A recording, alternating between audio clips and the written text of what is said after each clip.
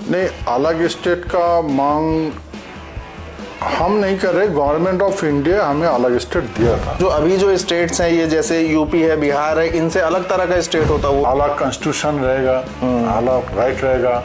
हाँ, तो राजा का ऊपर कोई इंडियन कॉन्स्टिट्यूशन नहीं रहेगा। दोनों देश मिलजुल के रहो, दोनों कुछ बिहार और इंडिया मिलजुल के रहो। तिब्बत भी हमारे अंडर में है, तिब्बत का मालिक साउथ ऑफ चाइना वो हमारे अंडर में है। ये कूच बिहार के अंडर में हमारे हम उसका राजा है। महाराजा जगदेवेंद्रनाथ बहादुर सेकेंड वर्ल्ड वॉर का हीरो।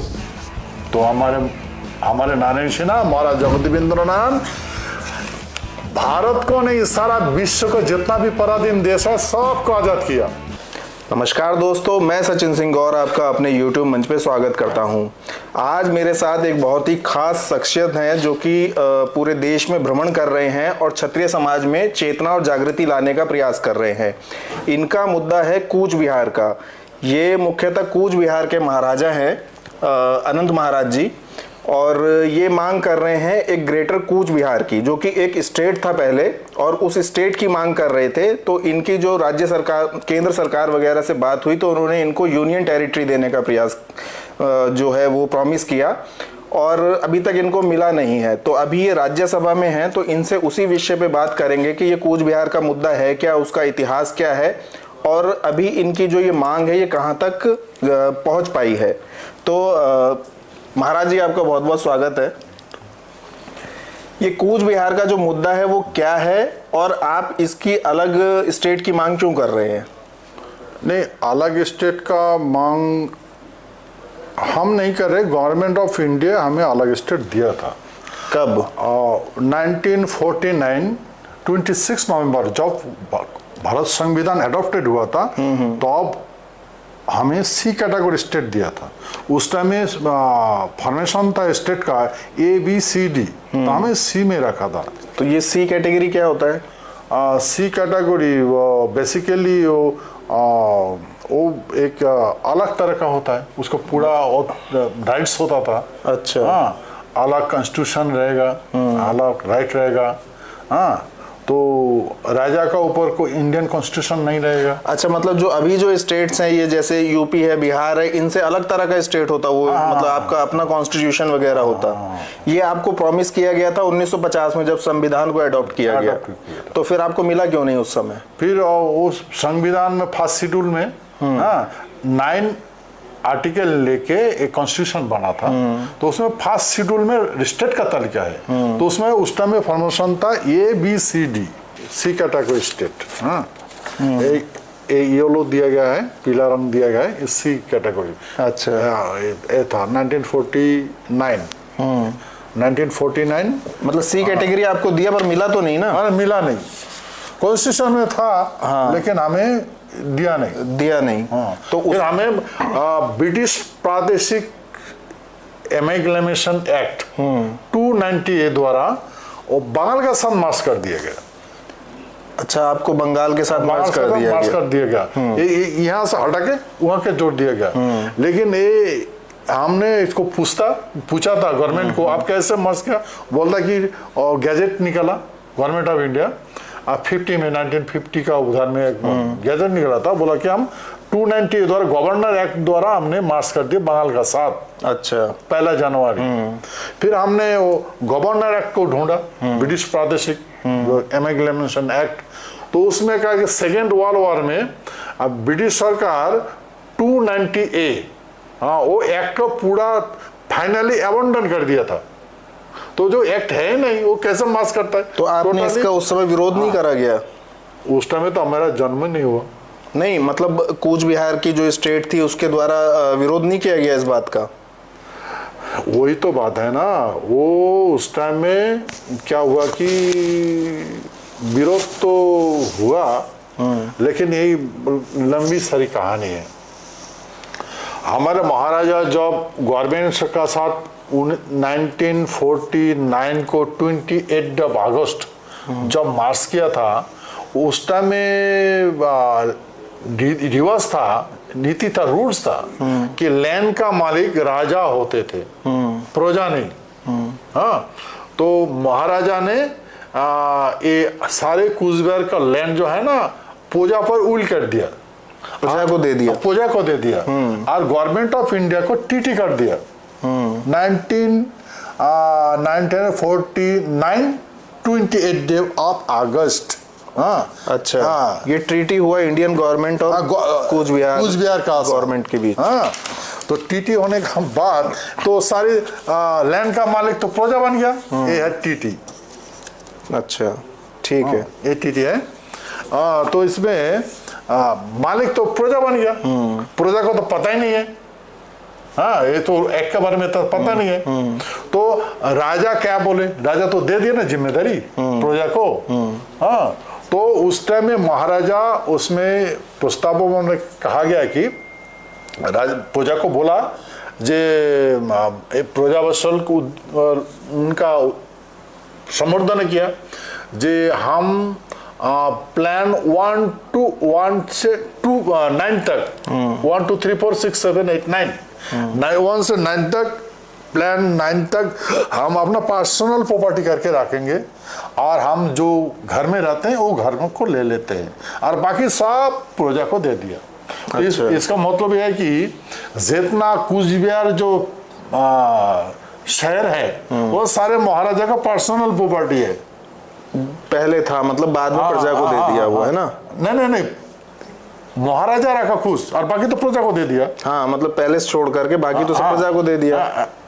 नहीं, प्लान 1 to 9 अलग अलग प्लान होता है ना, जैसे दार्जिलिंग हाउस है, कलकत्ता हाउस है। अच्छा, हाँ, तो इसलिए प्लान 1 to 9 प्लान अवधि महाराजा खुद अपना पर्सनल प्रॉपर्टी करके रखा।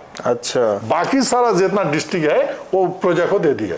तो ये जो कूच बिहार की टेरिटरी है, सुनिए, ये तो दे दिया ना, तो प्रजा मालिक हो गया।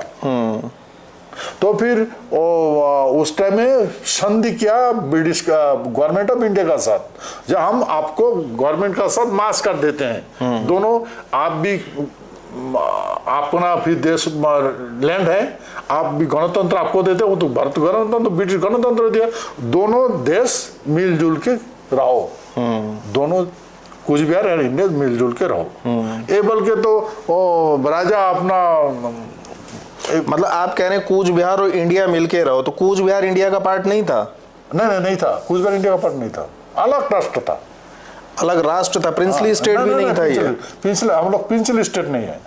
मतलब प्रिंसली स्टेट नहीं है, मतलब ब्रिटिश गवर्नमेंट का भी हिस्सा नहीं था? हिस्सा नहीं है। उस समय भी आप स्वतंत्र थे जब ब्रिटिश स्वतंत्र थे, गवर्नमेंट थी? हाँ, स्वतंत्र गवर्नमेंट थे। तो इसकी टेरिटरी क्या क्या है, उसमें क्या क्या आता है? कौन सा जगह? हाँ, कौन सी जगह आती है, मतलब जो टेरिटरी है पूरी? जैसे बांग्लादेश का कुछ अंश आता है। अच्छा, हाँ, और वेस्ट बंगाल, वेस्ट बंगाल में मालदा नहीं है, मालदा तो गौर से है। हाँ, उत्तर दिनाजपुर, दक्षिण दिनाजपुर, दार्जिलिंग, जलपाईगुड़ी, अनडिवाइडेड जलपाईगुड़ी और अनडिवाइडेड ग्वालपाड़ा डिस्ट्रिक्ट। हाँ, ये और पूर्णिया भी है। पूर्णिया बिहार हो गया। हाँ, बिहार हो गया। हाँ, ये सारे से नेपाल झापा मरऊ उस टाइम में नहीं था। अच्छा, कुछ असम का एरिया है? हाँ, कुछ असम का अनडिवाइडेड ग्वालपाड़ा डिस्ट्रिक्ट। अच्छा, ग्वालपाड़ा जो है वो एकदम कुछ असम में था। सोरूपेटा, धूपधरा, एकदम टोटली अलग है। अच्छा, तो ये टेरिटरी थी जिसको आप कह रहे हैं कि एक स्वतंत्र देश था ना, ये इंडियन गवर्नमेंट के उसमें इंडिया में था, ना ही ये ब्रिटिश गवर्नमेंट के अंडर में था। तो फिर ये संधि कैसे हो गया इंडियन गवर्नमेंट के साथ? संधि सरदार वल्लभ भाई पटेल को हमारे महाराजा, मतलब आप तो फिर भूटान और नेपाल की तरह एक राष्ट्र के तौर पे भी एग्जिस्ट कर सकते थे? भूटान, नेपाल बिफोर मतलब ब्रिटिश वो हमारे अंडर में था। तिब्बत भी हमारे अंडर में था। तिब्बत का मालिक साउथ चाइना वो हमारे अंडर में है। ये कूच बिहार के अंडर में? हम उसका राजा है। वो तो बहुत पहले की बात होगी ना। चाइना भी है, तो बहुत ज्यादा पहले की बात होगी। ये अभी जो हम 47 की अगर बात करें तो आप एक इंडिपेंडेंट कंट्री की तरह एग्जिस्ट कर सकते थे ना जब 1940 से। तो आप इंडिया के साथ आप कैसे मतलब उसमें आ गए? देखिए इसमें तो और लॉन्ग कहानी है। हाँ, ये इंडिया को हमने फ्रीडम किया था, आपको तो ये जानना चाहिए, ये जरूरी है क्योंकि ये तो कोई चर्चा नहीं करते। हम लोग 1935 सेकेंड वर्ल्ड वॉर जब लगा था तो हमने ब्रिटिश का साथ सेकेंड वर्ल्ड वॉर में अंशग्रहण किया, भाग लिया और जापान और जर्मन को हरा दिया। और ऑस्ट्रेलिया को हरा दिया। और उस टाइम में अमेरिका और यूरोप महादेश का कुछ देश ये इन तो स्वतंत्र अलग था। तो फिर इस टाइम में हमारे साथ एक बातचीत हुआ कि हमने इस शर्त में हमने युद्ध में अंशग्रहण किया हमारे राजा ने कि भाई अगर हम इसमें अंश स्वाधीन आपको भाग लेंगे युद्ध में तो भारत को स्वाधीन कर देना पड़ेगा। हाँ, सारी पराधीन जितना देश है स्वाधीन करना। तो ब्रिटिश का रानी एग्री हो गया। मतलब क्या कहा आपने, क्या करना होगा? मतलब हम अगर लड़ाई आपसे रक्षा करेंगे, आप जीत जाएंगे तो आपको सारे से सारे छोड़ देना पड़ेगा, आजाद करने पड़ेगा। अच्छा। हाँ, तो हमने हमारे नारायणी सेना फिर सेकेंड वर्ल्ड वॉर में अपना लड़ाई शुरू किया। मतलब आप ये कह रहे हैं, मैं थोड़ा क्लियर करता चलूं ना कि थोड़ा सा कि जो सेकेंड वर्ल्ड वॉर हुआ उसमें ब्रिटिश गवर्नमेंट ने आपसे सहायता मांगी और आपने सहायता करी इनके खिलाफ, जर्मनी, जापान और इटली के खिलाफ। और उसमें आपने ये प्रॉमिस लिया कि अगर जीत गए तो आपको ये सारे देशों को स्वतंत्र करना होगा। और इसलिए उन्होंने इंडिया को इंडिपेंडेंट मतलब फ्रीडम दिया। इंडिया को नहीं, सारे ब्रिटिश का जितना भी देश था। हाँ, जैसे अक्षय चीन वो भी स्वतंत्र हो गया, चीन देश स्वतंत्र हो गया। अक्षय चीन। हाँ, तब उसका बाद सिंगापुर स्वतंत्र हो गया। उसमें तो कोई नेता पता नहीं था ना। तो स्वाधीन कैसे हुआ? तो हमने सब स्वाधीन कर दिया। वो स्वाधीन हुआ एटलांटिक सनद 1942। और उसमें प्रस्ताव लेके आया अमेरिका का राष्ट्रपति रूजवेल्ट और ब्रिटिश का प्रधानमंत्री चर्चिल। और ये प्रस्तावना पास हुआ था प्रिंसेस जहाज में। तो इसका कोई डॉक्यूमेंट है? हाँ, डॉक्यूमेंट्स है।